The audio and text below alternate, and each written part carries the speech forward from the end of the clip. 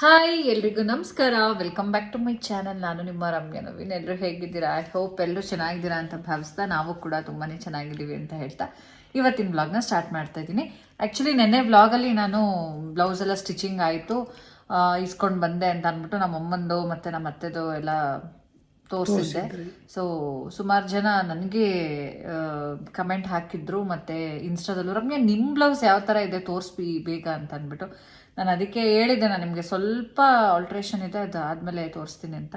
But Naveen ತೋರಿಸ್ಬಿಡು, ಈಗ ಹೆಂಗಿದ್ರು ಕೊಡ್ತಾ ಇದ್ದೆ ನಾನು. ಒಂದೇ ಒಂದು ಬ್ಲೌಸ್ ಆ ಥರ ಇರೋದು. ಆ್ಯಂಡ್ ಇದು ನೀವು ನೋಡ್ತಾ ಇದ್ದೀರಲ್ಲ, ಇದು ಈ ಸ್ಯಾರಿ ಅಂತೂ ತುಂಬ ಜನ ಇಷ್ಟಪಟ್ರಿ. ಇದನ್ನೇ ಹಾಕ್ಕೊಳ್ಳಿ ನೈಟ್ಗೆ ಅಂತೆಲ್ಲ ಸುಮಾರು ಜನ ಕಮೆಂಟ್ ಮಾಡಿದ್ರಿ. ಆ್ಯಂಡ್ ಈ ಬ್ಲೌಸ್ ಡಿಸೈನ್ ತುಂಬ ಚೆನ್ನಾಗಿ ಮಾಡಿದ್ದಾರೆ, ಪರ್ಫೆಕ್ಟ್ ಆಗಿದೆ. ಒಂಚೂರು ಏನೂ ಇದು ಮಾಡೋ ಹಾಗಿಲ್ಲ, ಆಲ್ಟ್ರೇಷನ್ ಆಗಲಿ ಇನ್ನೊಂದಾಗಲಿ ಟೈಟು ಲೂಸು ಆ ಥರ ಎಲ್ಲ ಏನೂ ಇಲ್ಲ. ಕರೆಕ್ಟಾಗಿ ಸ್ಟಿಚ್ ಮಾಡಿದ್ದಾರೆ. ಮತ್ತು ವರ್ಕು ಅಷ್ಟೇ ನಾನೇ ಸೆಲೆಕ್ಟ್ ಮಾಡಿದ್ದೆ. ಇದು ಅವ್ರು ನಂಗೆ ಒಂದಷ್ಟು ಫೋಟೋಸ್ನ ಕಳಿಸ್ಕೊಟ್ಟಿದ್ರು, ಅದನ್ನು ನೋಡಿ ನಾನು ಸೆಲೆಕ್ಟ್ ಮಾಡಿದ್ದೆ. ಸೊ ಅದೇ ಥರ ಯಾವ ಥರ ಇದೆಯೋ ಫೋಟೋದಲ್ಲಿ ಅದೇ ಥರ ಸ್ಟಿಚ್ ಮಾಡಿಕೊಟ್ಟಿದ್ದಾರೆ ನೋಡಿ. ಅದಕ್ಕೊಂಥರ ಕಾಂಟ್ರಾಸ್ಟ್ ಬರುತ್ತಲ್ವ, ಡಾರ್ಕ್ ಪರ್ಪಲಲ್ಲಿ ಅಲ್ವಾ ನವೀನ್?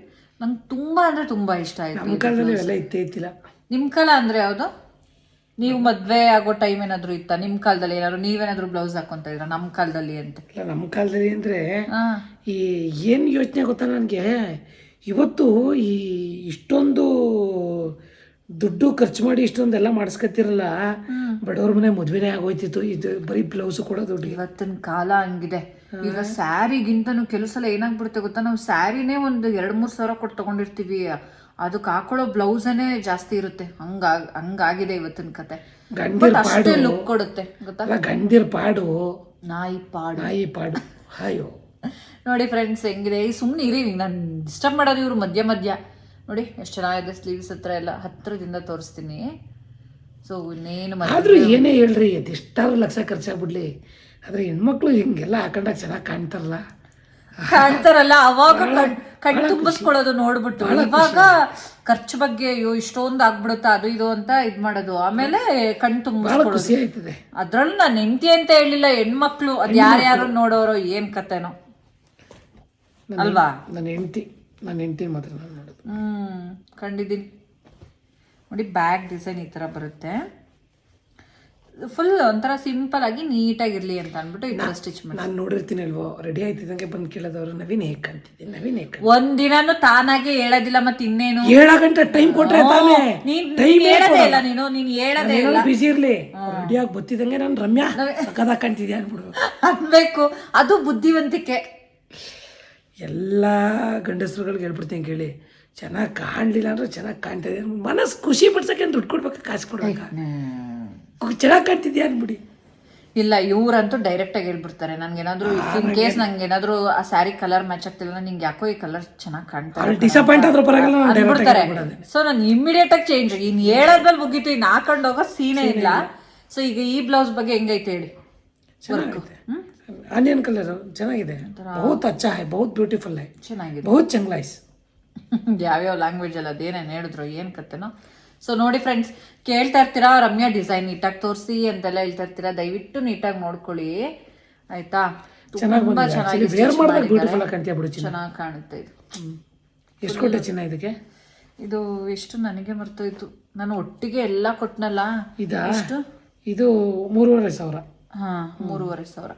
ಚೆನ್ನಾಗಿ ಮಾಡಿದ್ದಾರೆ ನೋಡಿ ಫ್ರೆಂಡ್ಸ್, 3,500 ಚೆನ್ನಾಗಿದೆ ನಿಜ. ಸೀರಿಯಸ್ಲಿ ತುಂಬಾ ಚೆನ್ನಾಗಿ ಮಾಡಿದ್ದಾರೆ, ನಂಗೆ ಸಕ್ಕತ್ ಇಷ್ಟ ಆಯ್ತು. ಅದಕ್ಕೆ ಮಾತಾಡಲ್ಲ, ಖರ್ಚು ಮಾಡಿದ್ರೆ ಡಿಸೈನ್ ಚೆನ್ನಾಗಿಲ್ಲ ಅಂದ್ರೆ ನಾನೇನು ದುಡ್ಡು ಕೊಡ್ತಿರ್ಲಿಲ್ಲ, ಇದಕ್ಕೆ ಇಷ್ಟು ಕೊಡ್ಬೇಕಂತಿದ್ದೆ. ಚೆನ್ನಾಗಿ ಮಾಡಿದ್ದಾರೆ.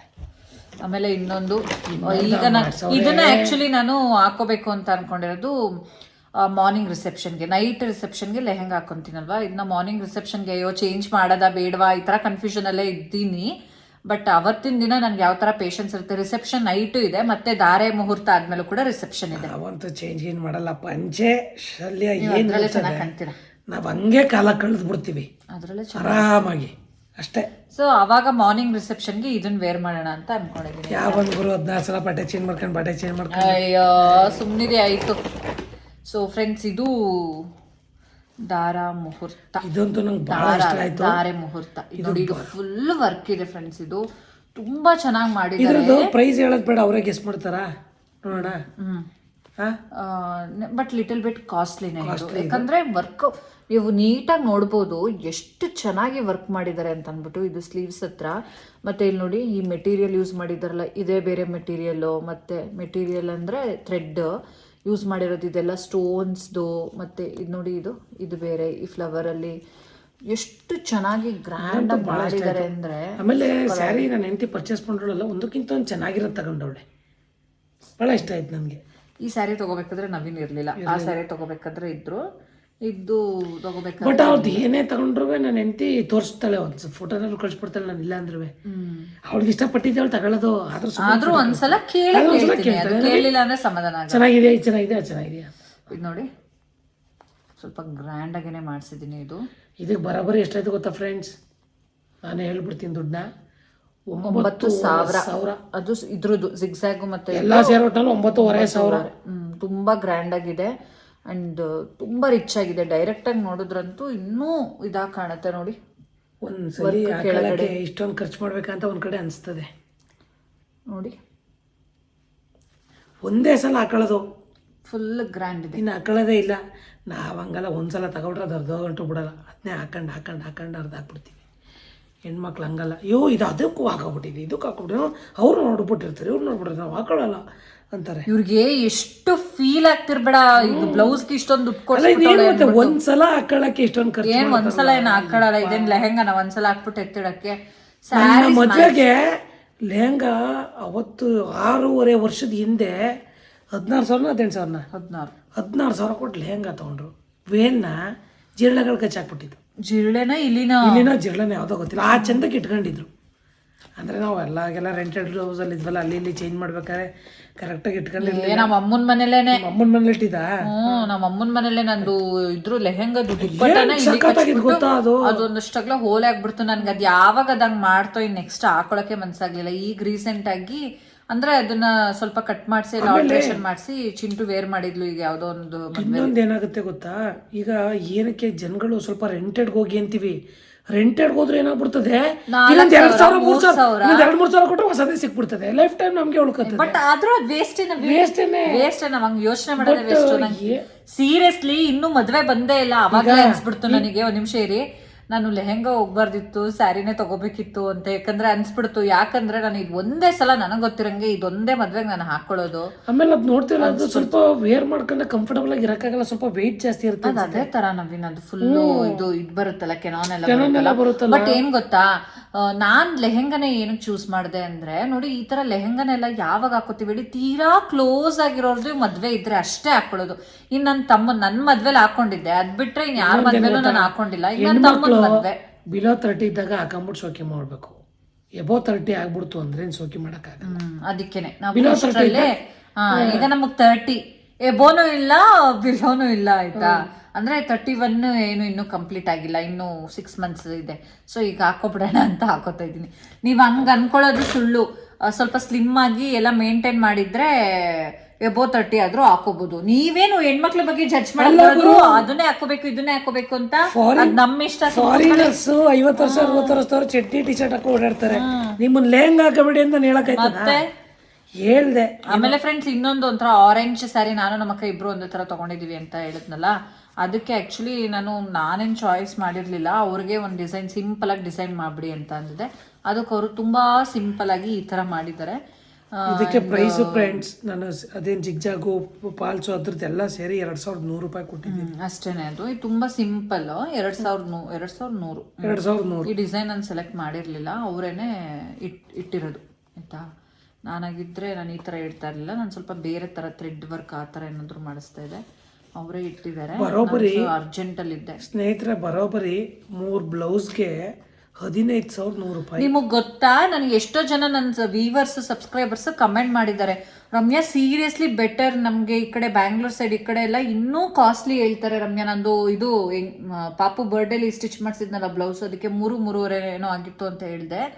ಅವಾಗ ಸುಮಾರು ಜನ ಹತ್ರ ಒಂದು ನಿಜ ಅಲ್ಲಿಗೆಲ್ಲ ಮೇ ಬಿ ನೀವೆಲ್ಲ ಹೇಳಿರೋ ಪ್ರಕಾರ ನನಗೆ ಕಮೆಂಟ್ ನಾನು ಓದಿದ್ದೀನಲ್ಲ ಕಮೆಂಟ್ಸ್ನ, ಅಲ್ಲೆಲ್ಲ ಇನ್ನೂ ಜಾಸ್ತಿ ಪ್ರೈಸ್ ಇರುತ್ತೆ ಅಂತ ಅಂದ್ಬಿಟ್ಟು ಕಮೆಂಟ್ ಮಾಡಿ. ಸ್ವಲ್ಪ ಕಾಸ್ಟ್ಲಿ. ಮತ್ತೆ ಇದು ಬ್ಲೌಸ್ ಫಿಟ್ಟಿಂಗ್ ಎಲ್ಲ ಕರೆಕ್ಟ್ ಇದೆ ಫ್ರೆಂಡ್ಸ್. ನಾನು ಹೇಳಿದ್ನಲ್ಲ, ಇದು ಈ ಬ್ಲೌಸ್ ಒಂದು ಚೂರು ಒಂದು ದಾರದಷ್ಟು ಸ್ವಲ್ಪ ಟೈಟ್ ಇದೆ ಅಂತ ಅನಿಸ್ತು. ಅದ್ರದ್ದು ಒಂಚೂರು ದಾರ ಏನಕ್ಕೆ ಗೊತ್ತಾ ಟೈಟ್ ಆಗೋದು ಅಳ್ತೆ ಕರೆಕ್ಟಾಗಿ ಹೊಲ್ದಿರ್ತಾರೆ ಅವಾಗ ಒಂಚೂರು ಸಣ್ಣ ಇರ್ತೀವಿ, ಇಲ್ಲ ಈಗ ಒಂಚೂರು ದಪ್ಪ ಆಗಿರ್ತೀವಿ, ಮಾಡಿರ್ತಾರಲ್ಲ ಅದೇನೋ ಸ್ವಲ್ಪ ವೇರಿ ಆಗಿರ್ಬೋದು. ಬಟ್ ಚೆನ್ನಾಗಿ ಮಾಡಿದ್ದಾರೆ. ನಂದು ಆಲ್ಮೋಸ್ಟ್ ಎಲ್ಲಾ ಬ್ಲೌಸ್ಗಳು ಯಾವಾಗ ಹಾಕೊಳ್ಳೋದು ನೀನದು ದಾರೆಗೆ ಮಾರ್ನಿಂಗ್ ದಾರೆ ಎಲ್ಲ ಫೋಟೋಶೂಟ್ ಮಾಡಿಸ್ಕೊಬಿಡೋಣ ಇಬ್ರು ಮಕ್ಳು ಎಲ್ಲ ಎತ್ಕೊಂಡು. ಆಯ್ತು ಅಲ್ವಾ? ಆಯ್ತು. ನಮ್ಮ ಮದ್ವೆಲಂತೂ ಡಿಸಪಾಯಿಂಟ್ ಆಗ ನಮ್ಮ ಮಕ್ಳು ಪಂಚೆ ಹಾಕೊಂಡವೋ ಇಲ್ವೋ ಒಂದು ಗೊತ್ತಾಯ್ತು. ಮಕ್ಳಿಗೆ ಪಂಚೆ ಬೇಡ, ಬೇರೆ ತಗೊಬಂದಿದೀವಲ್ಲ. ಯಾವ್ದು ಹತ್ತಂದಿದೀವಿ ಅವ್ರ ಪಂಚೆ ಪಂಚೆ ಹಿಡ್ಕೊಂಡವನೆ ಅಥರ್ವ. ನಾವಂತೂ ಈಗ ಇನ್ನೇನ್ ಎಲ್ಲಾ ನೆಂಟ್ರುಗಳೆಲ್ಲ ಬರ್ತಾರೆ ಮನೆಗೆ. ಇನ್ನೊಂದ್ 2-3 ದಿನ ಆಯ್ತಾ ನೆಂಟ್ರುಗಳೆಲ್ಲ ಬರ್ತಾ ಇದಾರೆ ಮನೆಗೆ. ಈ ಶುಭ ಸಮಾರಂಭ ಬಿಟ್ರೆ ಮದ್ವೆ ಈಗ ಸದ್ಯಕ್ಕೆ ನಮ್ಮ ಮನೇಲಿ ಈ ತರ ಗ್ರ್ಯಾಂಡ್ ಫಂಕ್ಷನ್ ಮದ್ವೆ ಅಂತ ಏನಿದ್ರು ನಮ್ ಚಿಂಟು ಮದ್ವೆ, ನಮ್ಮ ಅಕ್ಕನ ಮಗಳು ಮದ್ವೆ. ಕಮೆಂಟ್ ಮಾಡಿದ್ರು ಯಾರೋ, ಏನೋ ಚಿಂಟು ನಿಮ್ನ ಏನೋ ಅಕ್ಕ ಅಂತ ಕರಿತಾಳಲ್ಲ, ಚಿಕ್ಕಿ ಅಂತ ಕರಿಬೋದಲ್ವಾ, ಚಿಕ್ಕಮ್ಮ ಅಂತ. ಅದು ಏನಾಗ್ಬಿಡ್ತು ಅಂದ್ರೆ ಅವಳು ಹುಟ್ಟಿದಾಗ ನಾನು ಅವಾಗ ಒಂದು 6th ಸ್ಟ್ಯಾಂಡರ್ಡ್ 7th ಸ್ಟ್ಯಾಂಡರ್ಡ್ ಇದ್ದೆ ಚಿಂಟು ಹುಟ್ಟಿದಾಗ. ಅವಾಗ ನನಗೆ ಆಂಟಿ ಅಂತ ಅನ್ನಿಸ್ಕೊಳಕ್ ನನಗೆ ಇಷ್ಟ ಇಲ್ಲ, ಚಿಕ್ಕಮ್ಮ ಅನ್ಸ್ಕೊಳಕ್. ಯಾಕಂದ್ರೆ ನಾನೇ ಇನ್ನು ಚಿಕ್ಕ ಹುಡುಗಿ, ನಮ್ಮ ಅಕ್ಕಂಗೆ ಬೇಗ ಮದ್ವೆ ಆಯ್ತಲ್ವಾ. ಸೊ ಆಗ ಅಕ್ಕ ಅನ್ನೋ ಅಂತ ಅಂದ್ಬಿಟ್ಟು ಅದು ಹಂಗೆ ಅಭ್ಯಾಸ ಆಗ್ಬಿಡ್ತು. ಬಟ್ ಇವಾಗ ಅದು ನೋಡಿದಾಗ ಚಿಕ್ಕಮ್ಮನ್ಗೆ ಅಕ್ಕ ಅಂತ ಕರೆದ್ರೆ ಅಷ್ಟೊಂದು ಚೆನ್ನಾಗಿ ಅನ್ಸಲ್ಲ. ಬಟ್ ನಾವೇ ಅವಾಗ ಚಿಕ್ಕವ್ರಲ್ವಾ, ನಾವೇ ಅವಳಿಗೆ ಅಕ್ಕ ಅನ್ನೋ ಅಂತ ಹೇಳ್ತೀವಿ. ಸೊ ಈಗ ಹಂಗೆ ಅಭ್ಯಾಸ ಆಗ್ಬಿಟ್ಟವಳೆ ಈಗ. ಅದಕ್ಕೆ ಅವ್ರ ಮಮ್ಮಿನೂ ಬೈತಾರ್ತಾಳೆ, ಅದೇನದು ಅಕ್ಕ ಅಂತೀಯ. ಆಮೇಲೆ ಶಿವನು ಅಷ್ಟೇ, ಅವಳು ಶಿವಮಾಮ ಅನ್ನಲ್ಲ ಅಥವಾ ಶಿವಮಾವ ಅನ್ನಲ್ಲ, ಅವಳು ಅಣ್ಣ ಅಂತಾನೆ. ಜೀವಿತು ಮತ್ತೆ ಶಿವೋಣ ಅಂತಾನೆ ಅಭ್ಯಾಸ ಆಗ್ಬಿಟ್ಟವ್ರ. ನನ್ನ ಅಕ್ಕ ಅಂತಾರೆ, ಅವನ್ನ ಅಣ್ಣ ಅಂತಾರೆ. ಹಂಗಾಗಿ ಜೀವಿ ಚಿಂಟು ಇಬ್ರು ಕೂಡ ಹಂಗೆ ಕರೆಯೋದು, ಅಕ್ಕ ಅಣ್ಣ ಅಂತಾನೆ ಕರೆಯೋದು.